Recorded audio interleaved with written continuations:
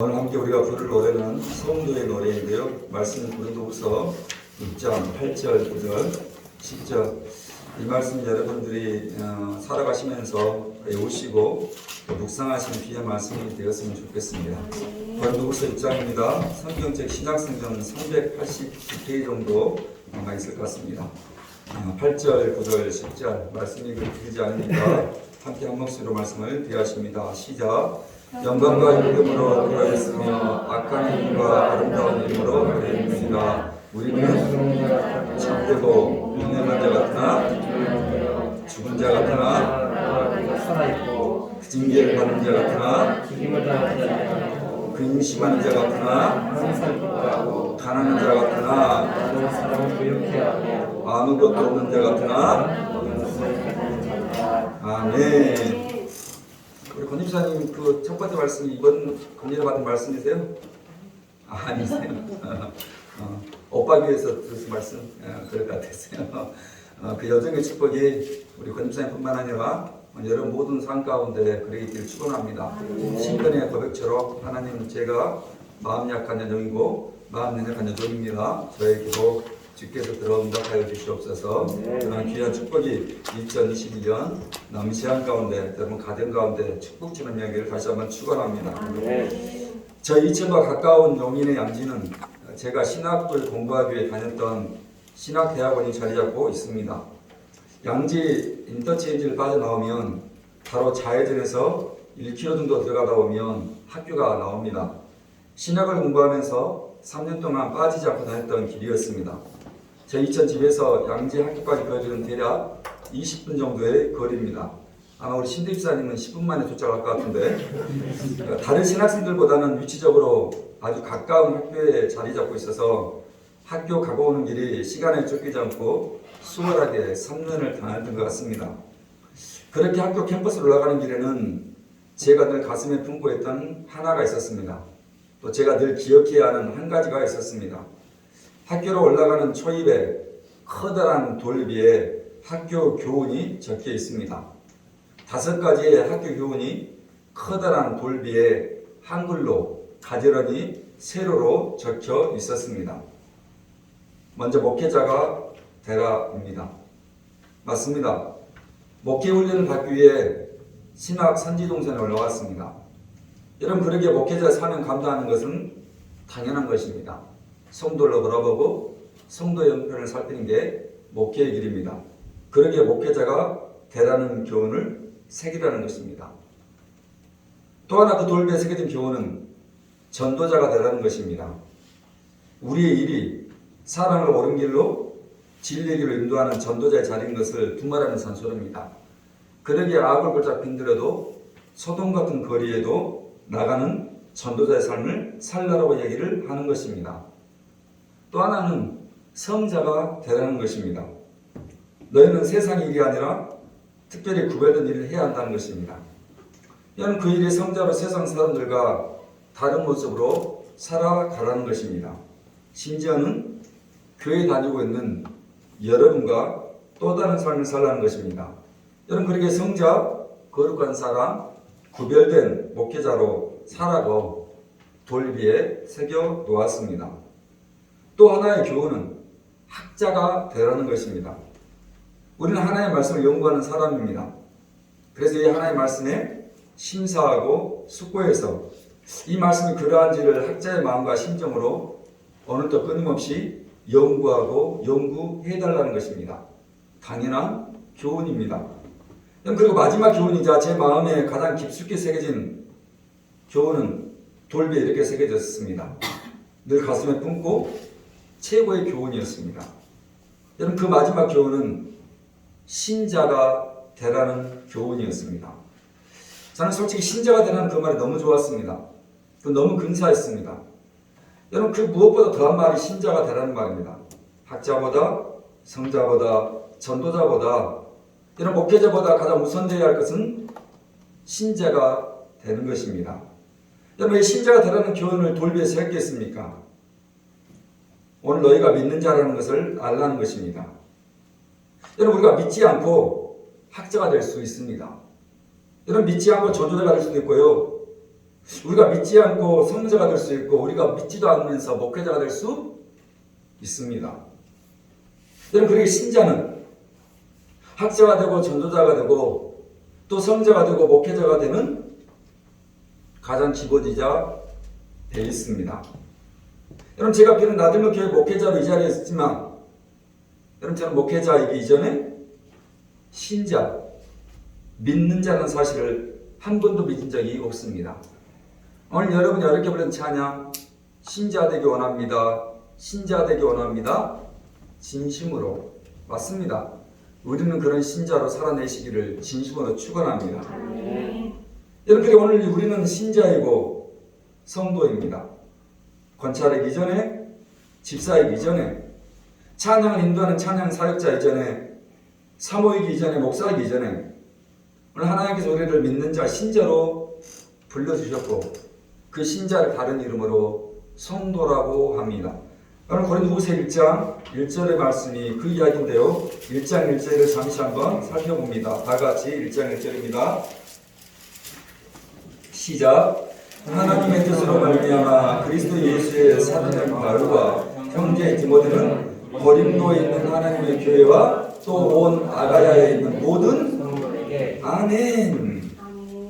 그럼 고린도후서뿐만 아니라 사도 바울이 로마서를 시작으로 해서 오늘 고린도 전서와 후서 그리고 갈라디아서, 에베소서 등 대략 17편에 넘는 편지를 썼습니다. 그런데 그 모든 편지의 첫머리는 이렇게 성도라는 말을 항상 붙여놓고 있었습니다. 여러분, 다른 어떤 표현보다 성도라는 표현, 성도라는 의미를 사도 바울은 그의 편지마다 돌비의 교훈을 새기듯이 새겨 놓았다는 것입니다. 그리고 성도의 또 다른 이름이 신자입니다. 그래서 국어사전에 신자를 달리 이르는 말이 성도라고 명시를 해 놓았습니다. 오늘 여기 성도라는 말은 헬라어로 하기오스라는 단어입니다. 하기오스, 거룩한 사람, 구별된 사람이라는 뜻을 가진 단어입니다. 한자의 성도, 거룩할 성의 무리도입니다. 여러분, 그런 성도가 갖춰야 할 모습은 무엇인지 오늘 우리가 읽었던 말씀 다시 한번 고린도후서 6장 8절부터 10절의 말씀을 감격과 감사로 이 말씀을 드렸으면 좋겠습니다. 8절부터 10절을 다시 읽겠습니다. 시작. 영광과 영병으로 그려있으며 악한 이름과 아름다운 이름으로 그려있느니라.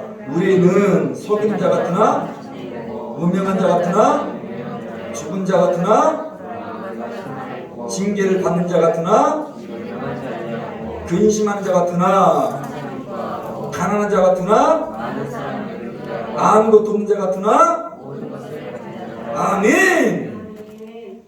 여러분, 지금 우리가 읽었던 고린도후서는 사도 바울이 지금의 그리스에 위치하고 있는 고린도의 편지한 내용입니다.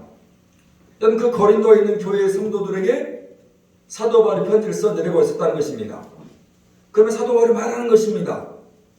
오늘 아가야에 있는 너희는 하나님의 성도라고, 신자라고, 이런 사람이라고 얘기를 써내려가는 것입니다.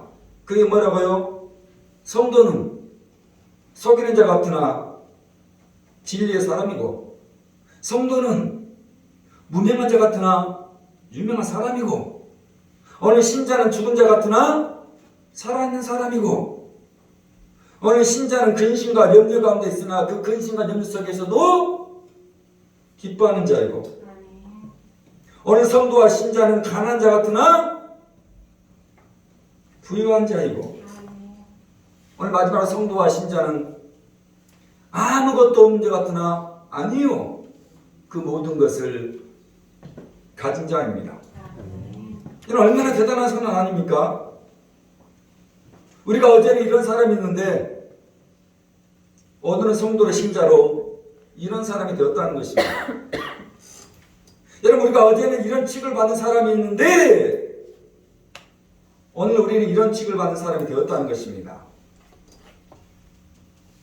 우리가 예수 믿기 전에는 이런 내용을 가진 사람이 있는데 오늘 예수 믿고 성도로 신자로 그 돌배에 새긴 우리의 모습이 이제 이런 내용을 가진 사람이라고 이야기를 하는 것입니다. 여러분, 그러면 사도 바울이 어떤 인물입니까? 옛날 그 문제를 풀어야 이 고린도서 말씀이 기가 막히게 등장을 하는 것입니다. 오늘 그 이야기 잠시 풀겠습니다. 사도행전 9장으로 잠시 넘어갑니다. 사도행전 9장입니다. 신약성경 마태복음, 마가복음, 누가복음, 요한복음 다음에 사도행전입니다.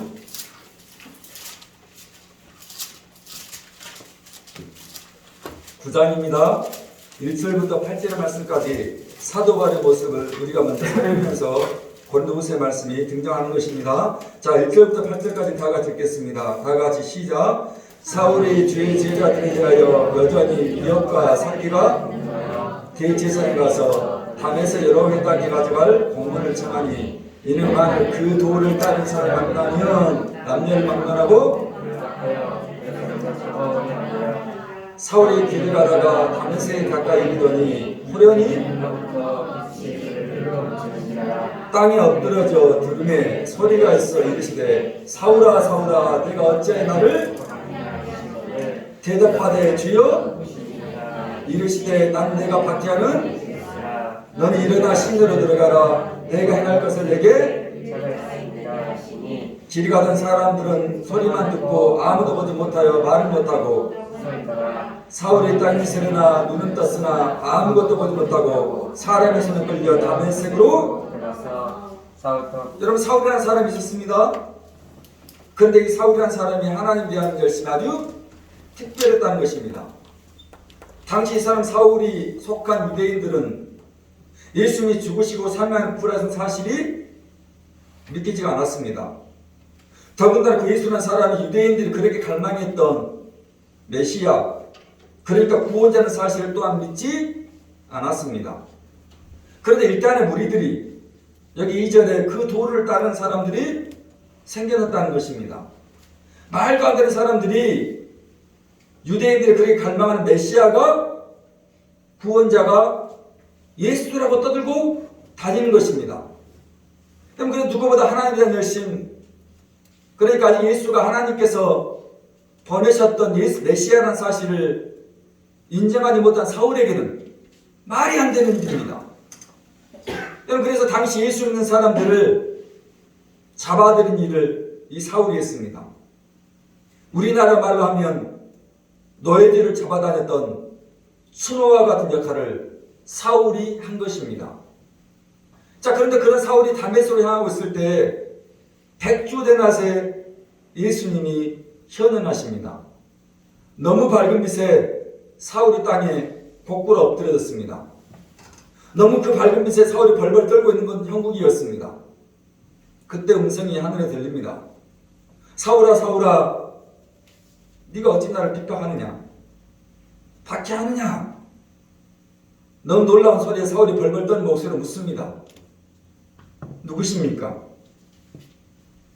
나는 내가 핍박하는 예수다.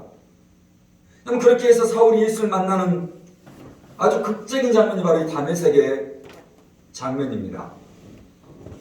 그리고 사울이 시간이 지나서 바울이라는 이름으로 바뀌게 되는 것입니다. 여러분, 그렇게 사울이 다메섹에서 예수를 만나고 그의 인생이 바뀝니다. 더 이상 어제의 삶이 아니라 오늘의 삶을 살게 된 것이고, 더 이상 저런 취급을 받는 삶이 아니라 이제 이런 취급을 받는 삶을 살게 된 것입니다. 더 이상 이런 내용을 간 자가 아니라 이런 내용을 간 자로 살게 된 것입니다. 여러분, 성도가 어떤 사람입니까? 신자가 어떤 사람입니까? 다시 말씀드립니다. 속이는 자 같으나 참된 진리의 사람이고, 아무도 알아주지 않는 무명한 자 같으나 하나님을 알아주시는 유명한 자이고, 죽은 자 같았으나 그 부활의 영광으로 다시 살아있는 자 같고, 죽음을 당하지 않는 자라고 얘기하는 것입니다.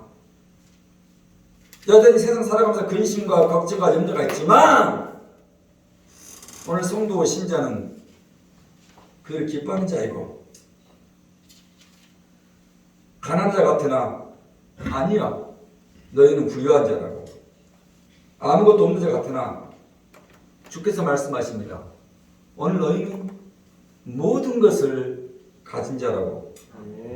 그 인생 그 새로운 인생을 오늘 여러분 예수를 믿고 성도로 신자로 부름받은 그 순간에 변화되었다는 것입니다. 어떻습니까? 오늘 여러분 성도이십니까? 오늘 여러분 신자이십니까? 진심으로 전심으로 신자 되기를 원하십니까? 2주 전에 가까운 신화교회에서 임직식이 있었습니다. 새롭게 교회의 부속 건물들을 완공하고 권사님과 안수입사를 세우는 자리였습니다. 사랑하는 교회도 10년 안에 우리 권사님들과 안수입사님, 장로님을 세우는 그런 축복이 있었으면 좋겠습니다. 그 새로 지어진 건물에는 80평의 카페가 들어가 있고, 그러니까 저희 교회보다 더 큰 겁니다. 다양한 부속 건물들이 들어가 있었습니다.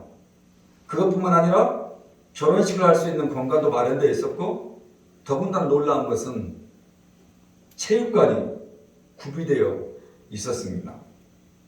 야, 이친에 이런 교회 건물이 다 있네라면서 축하도 하고 조금은 부러도 했던 게 사실입니다. 행사가 다 끝나고 차를 타는데 사모님이 그러는 것입니다. 마음 한편이 속이 상했다는 것입니다.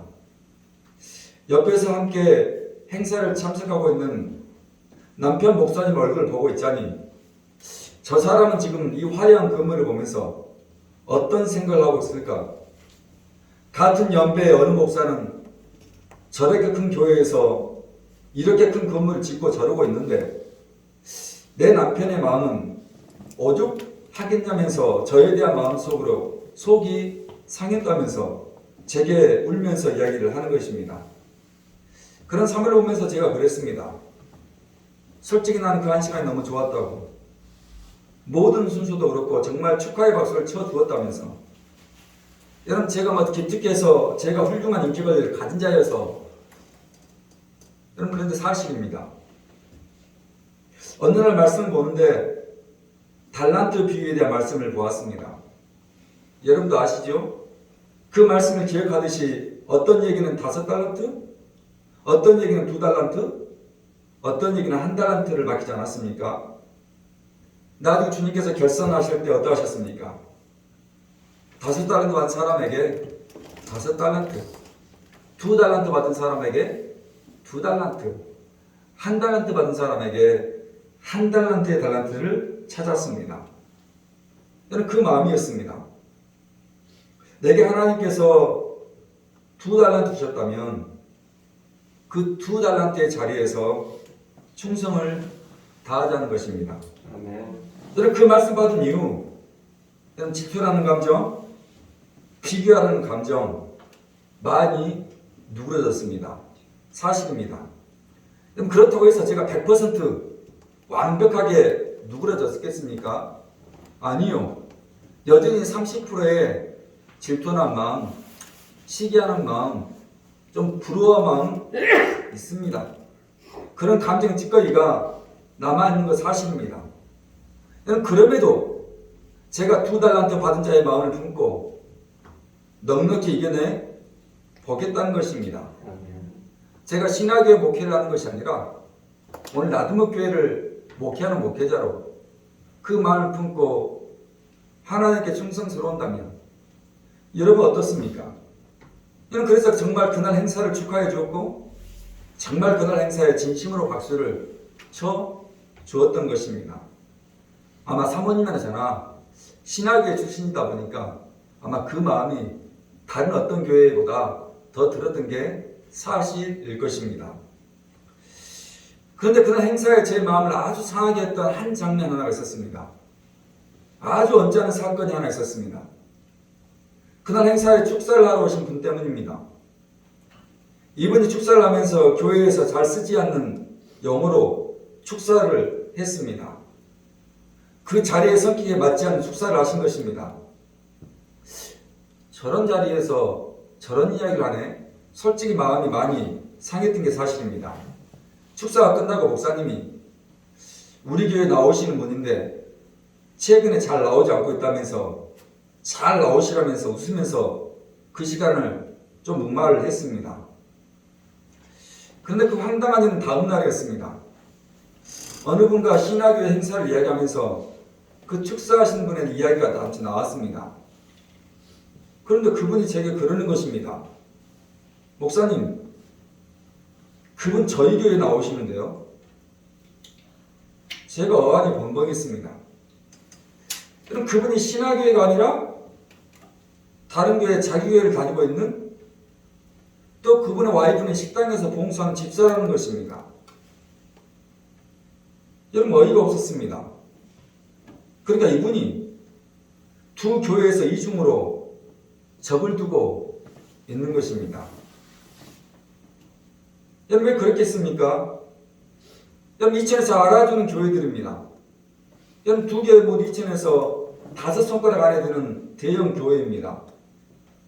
그러니까 두 교회에서 적을 두고 이 교회에서 또 저 교회에서 유익을 얻겠다는 것입니다. 이익을 보겠다는 것입니다. 여러분, 교회와 상관이 없이 자기에게 유익이 된다면 이 교회에 적을 두는 것이요, 자기에 유리하다면 또 저 교회에 적을 두는 것입니다. 여러분, 교회를 이용해 먹겠다는 것입니다. 여러분, 그렇다면 정말 그분이 신자입니까? 정말 그분이 성도입니까? 여러분, 성도라는 이름, 신자라는 이름을 함부로 사용할 수가 없는 것입니다. 전 너무너무 화가 났습니다. 그러면 안 됩니다. 우리의 유익과 우리의 이익을 위해서 이 교회에, 저 교회에 내 적을 두고 있다는 사실 앞에 저는 너무너무 화가 치밀었습니다. 일요일 아침이었습니다. 급하게 택시를 타신 분이 기사에게 말합니다. 기사님, 아무 교회나 데려다 주십시오. 기사가 무슨 말인가 싶었습니다. 새로 다시 이사를 와서 예배를 드려야겠는데 제가 교회가 어딘지 잘 몰라서 기사님이 아무 교회나 데려달라는 것입니다. 여러분, 그 말에 기사가 차를 몰고 왔습니다. 그래 30km 한참 달리다 어느 교회에 그 기사가 내려주었습니다. 궁금해서 물었겠지요. 아니, 오는 길에 많은 교회들이 있던데 왜 이 교회에 내려다 주신 것입니까? 그러자 기사가 그분을 보며 말했습니다. 제가 택시를 운행하면서 여러 교회를 보았는데 이 교회 분들의 얼굴이 가장 행복해 보였습니다. 무슨 말입니까? 이 교회에 다니는 성도들의 얼굴이, 이 교회에 다니는 신자들의 모습이 예배 끝나고 나오는데 너무너무 행복하고 즐거워 보였다는 것입니다. 여러분, 그 교회 이름이 무슨 교회인 줄 아십니까? 나들모 교회입니다. 나는 이런 교회의 축복이 우리가 있기를 축원합니다. 하나님께 예배를 드리고 돌아가는 길에 버스 기사들이, 택시 기사들이 저 교회 성도들은 얼굴이 왜 저렇지? 예, 맞습니다. 그게 성도의 모습, 신자의 모습이기 때문에 그런 것이고, 제가 상가에 물티슈를 놓아둘 때마다 그분들이 제게 우리 교회에 대해서 너무 좋게 이야기를 해주어서 그래도 성동동에 참 좋은 교회 하나 어찌됐든 있다는 사실이 너무너무 감사했습니다. 오늘 그렇게 여러분은 성도고 어떤 신자이십니까? 여러분, 성도는 구별된 사람이라고 말씀드리지 않았습니까? 오늘 신자는 특별히 구별된 사람이라고 말씀드렸습니다. 그럼 우리 그렇게 한번 살아갑시다. 여러분, 사울이 다메섹에서 예수를 만나고 사울이 다메섹에서 땅에 엎드려져 예수의 음성을 듣고 그의 인생이 바울이라는 새로운 인생으로 바뀌었습니다. 여러분, 사울이라는 이름의 뜻은 큰 자라는 뜻이고 오늘 바울이라는 이름의 뜻은 작은 자라는 뜻입니다. 그렇게 혈기가 등등하고 살기가 등등해서 예수 믿는 사람을 찾겠다던, 그래서 큰 자의 인생 살겠다는 사울이 새로 예수를 만남으로 이제 작은 자 바울로 새로운 성도의 삶, 신자의 삶을 살겠다고 얘기하는 것입니다. 예전에는 그렇게 살겠지만 이제는 이렇게 살겠다고 하는 것입니다. 여러분, 그 한 이야기를 한 번 더 보시겠습니다. 빌립보서입니다. 고린도후서 뒤에 보시면 빌립보서 3장이 등장합니다. 고린도후서 다음에 갈라디아서, 에베소서, 그다음 빌립보서입니다. 3장 5절부터 8절이 사도 바울의 모습을 이렇게 예언합니다. 다 같이 5절부터 8절을 읽어보시도록 하겠습니다. 시작. 나는 베냐민 히브리인 중에 율법으로는 열심으로는 율법에 이르는 그러나 무엇이든지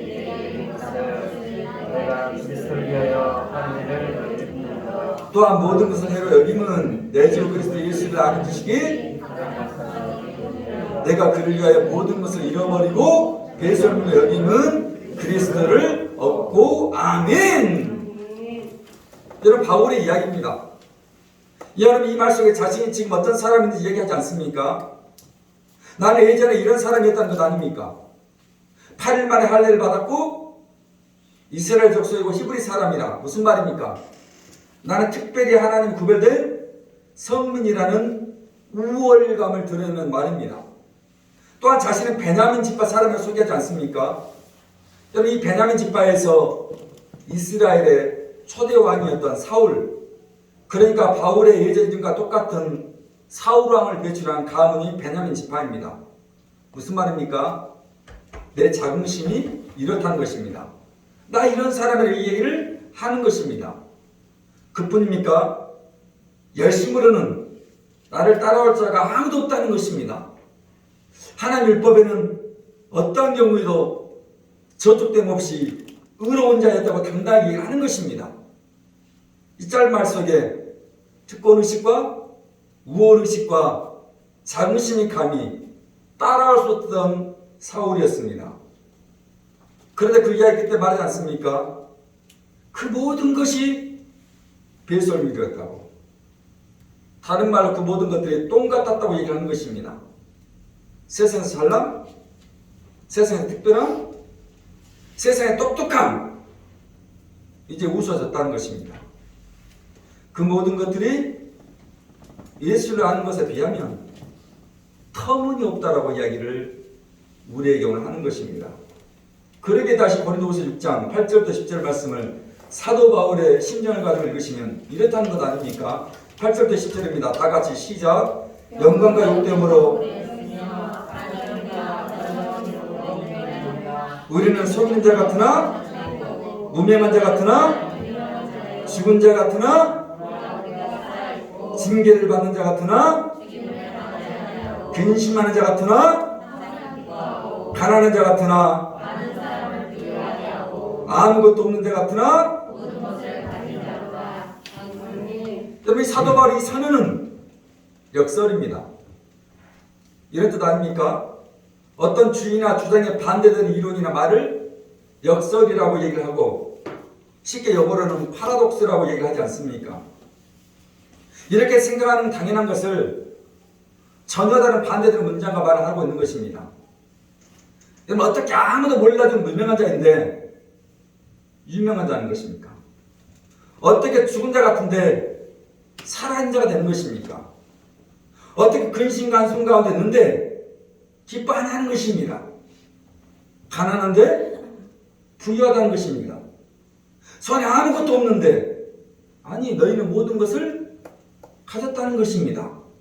이게 바로 파라독스 역설인 것이고 예수 믿는 사람의 신앙은 역설의 신앙, 파라독스의 신앙인 것입니다.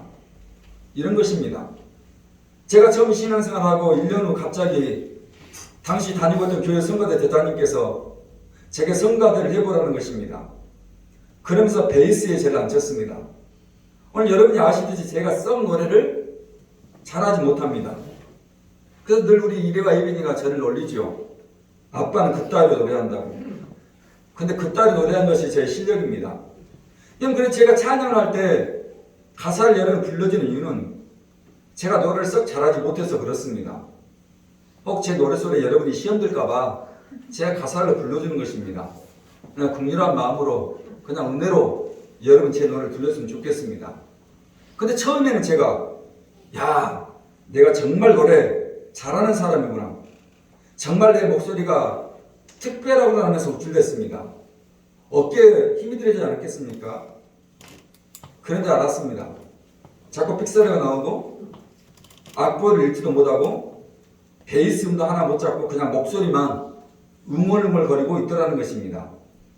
조금 어려운 소리, 조금 어려운 의미는 옆에 사람 따라서 립싱크를 했습니다. 그렇게 이곳 2층에 올라올 때까지 성가대를 했습니다. 그런 생각해 보았습니다. 도대체 성가대 대장님은 어떤 생각에 나를 세웠을까 이런 것이 아닙니까? 음도 못 내고 립싱크를 하는 저 인간도 성가대에 세웠는데 당신들 정말 성가대 봉사 안 하겠습니까? 한마디로 저를 모든 성도들에게 시의용으로 세운 것입니다.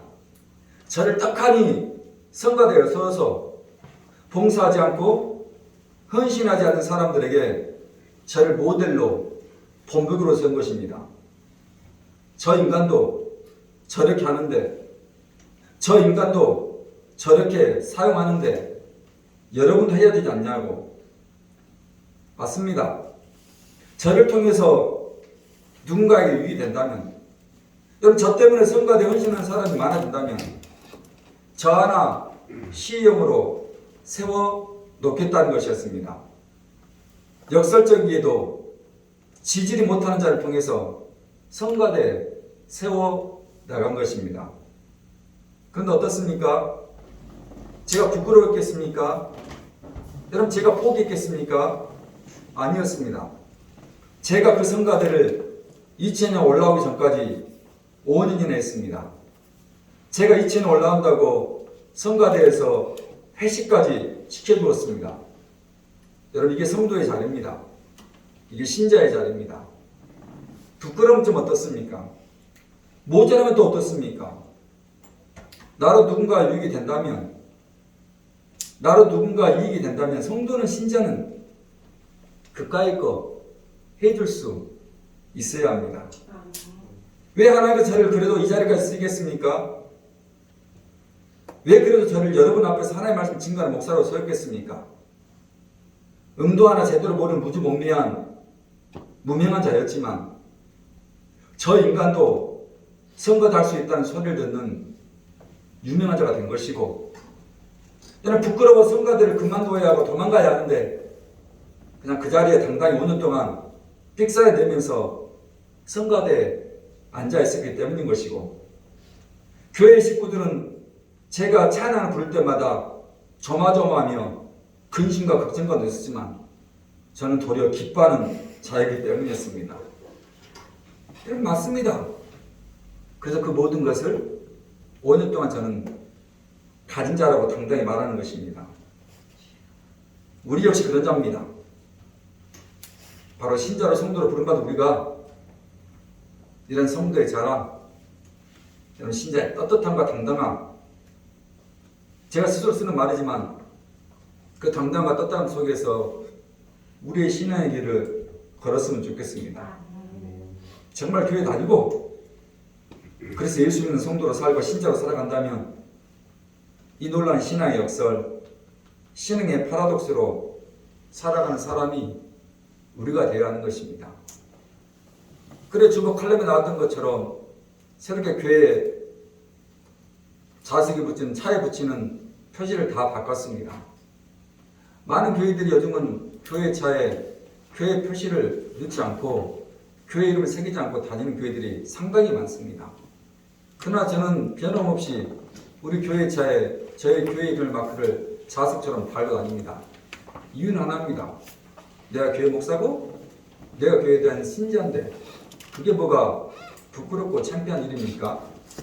근데 어느 순간부터 교회 목사님들이 자신의 교회를 알리는 것을 이상하게 숨기고도 아니고 감추기 시작을 했습니다. 아닙니다. 교통신호 좀 어기면 어떻습니까? 혹시 교통신호 못 지키면 좀 어떻습니까? 그게 좀 창피하다고 내가 다니는 교회에 대해서 그렇게 가리면 안 되는 것입니다. 나는 다시 한번 여러분 부탁합니다. 주 앞에서 신자로, 성도로 떳떳함과 당당함으로 살아가시기를 축원합니다. 마지막 이야기입니다.